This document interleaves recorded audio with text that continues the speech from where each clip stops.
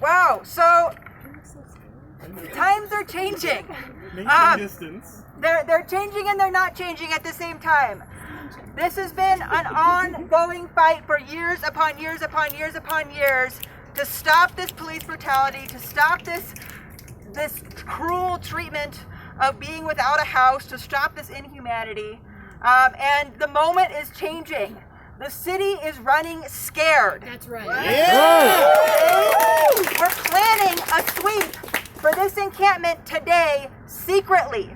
You know why they were planning it secretly? Because they're scared. Because they're scared. Because of you all. Because people showed up last week at a sweep at 22nd and Stout and said, fuck no, this is not okay. You don't have anywhere for people to go. You don't have any answers. You're just scattering people to nowhere. You're using police to treat people like criminals for not having a house. That's not okay. This community showed up and called the city out for their lies, for their shit, for their cruelty, and they do not want to have that exposed. And they're making that very, very clear, that they don't want to be exposed for what they're really doing. Expose them. And that's what we're doing right here, just being present, showing that we know what they're really doing. That's right. We know that they are scattering people to nowhere. We know that they have no place for people to go, and that they are going to continue, that they're trying to continue to treat people like trash and call it a public health hazard to be homeless. But instead, this time, the city said, shit, oh no, they know, they found out. We found out through an inside source that this is happening, and they called off the sweep. They were planning it, they were gonna do it. But as of last night, they started communicating to the press saying, actually no, there's no sweep happening, not gonna happen, and that was not their original plan. So this is a success again. This is another win at stopping these sweeps. Yeah! Woo-hoo! And now, as you can see from folks that were over at the camps at 22nd and Stout last week, now we're over here at 13th and Clarkson. A gentleman spoke earlier who stays at Arkins Court over by 29th and Arkins. Some of you have passed over the camp over down at Lincoln Park. Just right there, that's hundreds and hundreds of people at different encampments all around this city. And if the city is going to try to actually successfully follow through on any of these sweeps at any of these encampments, they're going to have to face this resistance now. That's incredible.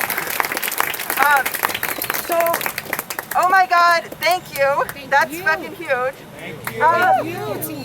Secondly, just let's be clear, they call this a public health hazard. What's the real hazard? What's the real public health hazard? The police. The fact that they don't have housing. The fact that this is a racist system. Gentrification and racism is leading to this mass homelessness. They have not done one single thing, as camp residents have attested, to actually provide the needed sanitation resources, basic shit, trash cans, porta potties, hand washing stations. They do not provide these things. Instead, they try to sweep folks. There are answers. There are things that we can do to solve these problems. We can have immediate hygiene resources at encampments. We can set aside land for folks to stay and live. We can open up those vacant housing so that people can live in actual housing. We can create social housing so that we do not have a system where housing is a commodity instead of being something that is a right for the people. We can do these things. It has been done. At 10:30 today, I found out that the mayor is doing a press conference with DDPHE, the Department of Public Health and Environment. The Public Health Department and the mayor will be doing a press conference at City Hall at 10:30 today. Now, these are the very parties that are responsible for calling for these sweeps. So I thought, well, if people are down, We're down. This is the time to go over to City Hall and tell them directly what we think of this. Tell them directly what kind of public health hazards we see going on and what we as a community think needs to be done about it. So if people are down, We're down. then we can head, probably we could leave here at like 10 for anybody who's down and head down to City Hall for the press conference that's at City Hall. And I don't know if Lillian maybe wants to talk more about any logistics or I'll just leave it at that. So yeah, thank you guys. Can we ask you some questions? Yeah, go ahead. This is a long time coming, Therese. How long have you been doing this? 8 years. And you've done some things, right? You've helped put ballot issues on the ballot to educate people, correct? Yes. Do you remember how much money they spent to fight that ballot issue? $2.5 million from businesses to fight the right to survive. Could have put everybody down. What was the main slogan of that? We can do better. How have they done better since, in your opinion? Jack shit. They have done better for themselves. Thank you. Yeah, they've done better for themselves. They have done jack shit. No steps to actually alleviate the crisis on the streets has happened since the We Can Do Better $2.5 million campaign. But I mean, like, seriously, there's some steps that have happened, right? We've done doctors, the lawyers did reports, the too high a price and all these things. So the city started to listen, didn't they? I mean, last year we got some money put into the budget, didn't we? No. So what happened with that? What happened with that? So last year, the budget cycle happens once a year. People should be aware of the budget cycle happening in fall and coming into December. During that budget cycle, we made some very, very basic proposals to shift some money from, get this, the police department over into housing and homelessness. The city's response to that was, first, City Council said, yeah, this makes some sense. We should shift some of this money. We should have these resources for housing, low-income housing, and sanitation resources on the street. Well, then the mayor got involved. And when the mayor got involved, he said, no, we can't do this. This is not going to work. He blocked it. And then City Council ran scared and refused to vote for it. So initially they were like, yeah, this makes sense. Once the mayor said he didn't like it, they ran scared, and only a couple of council people, mostly Candy Sudabaka and Chris Hines, voted in favor. So what you just said, just so I can make sure I'm clear for our viewers, is that City Council actually put a budget forward that would have, say, offered garbage cans and trash services at this current encampment. And it was about a budget of, if I remember correctly, I think it's $200,000 for the year.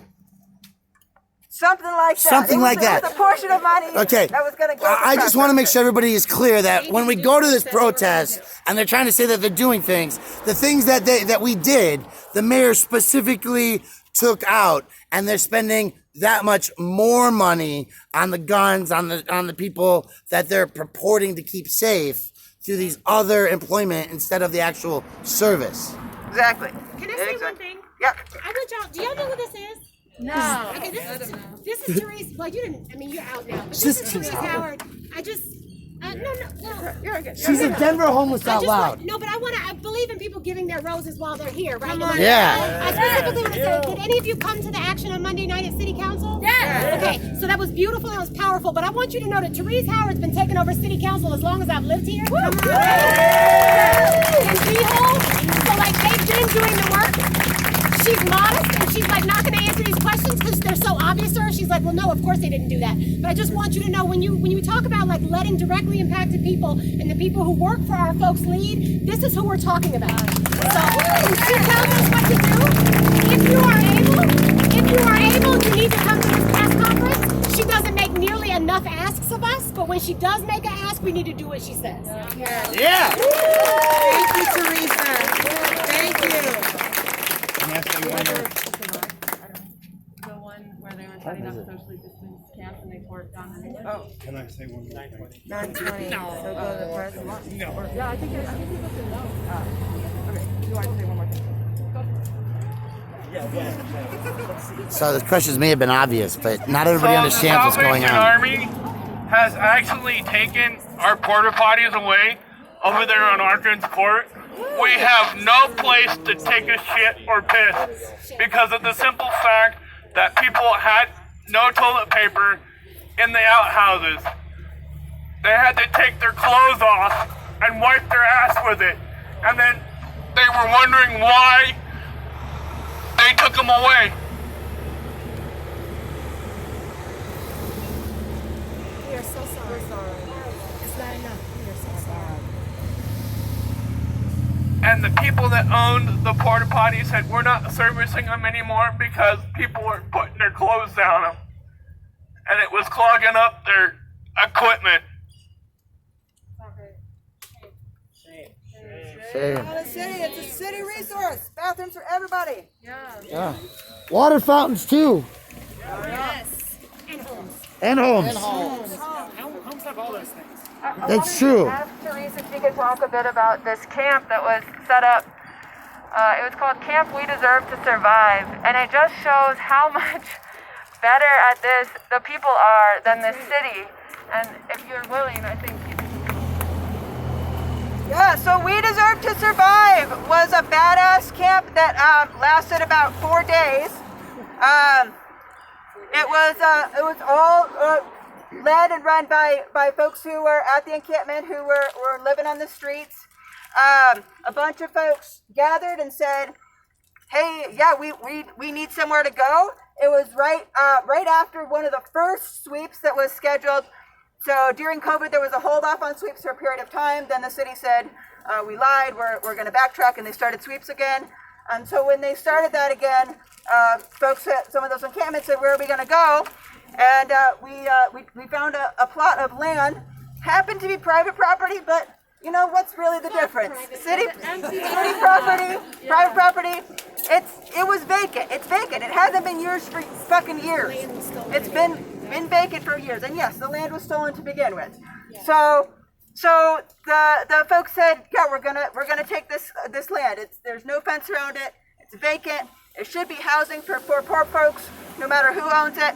And so they moved in, set up a camp that was really intentionally socially distanced, having intention for really having those kind of sanitation goals and so on, to be a COVID kind of safe camp. And come about 4 days later, the city came in with police to kick everybody out, saying trespassing, we can't have you here, so on. Since then, we ended up having a big gathering with the landowner, and the land is still vacant. Nobody is living on that land, and we're continuing to speak with the landowner about what should really happen on that land, how it should be turned into housing, and so on. But yeah, it's one of many examples. There's other examples of times when folks on the streets have gathered on a piece of property and said, no, we're taking this property, set up a well-run camp, and then those tents are shut down. So we need to make that possible. There actually is some legislation that's in the works that may make it more possible to have a legalized encampment area. So that's something to keep an eye out for. It's being referred to as safe outdoor space. Bottom line is we need spaces, we need options, and if this can create a legal pathway, it's critical to get that moving forward.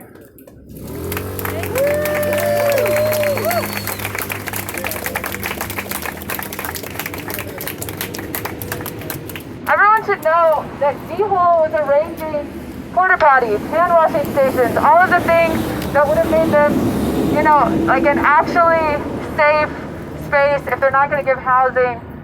And yeah, like you said, all of the community, the people themselves were organizing to have a schedule for cleaning and neighborhood outreach, all of this. I mean, these people they're not lesser than us. They're incredible. They're organizers. And they were going to make this safe. And the city said, no, we care more about the private property of this empty, vacant, crumbling parking lot. And so they just said disperse.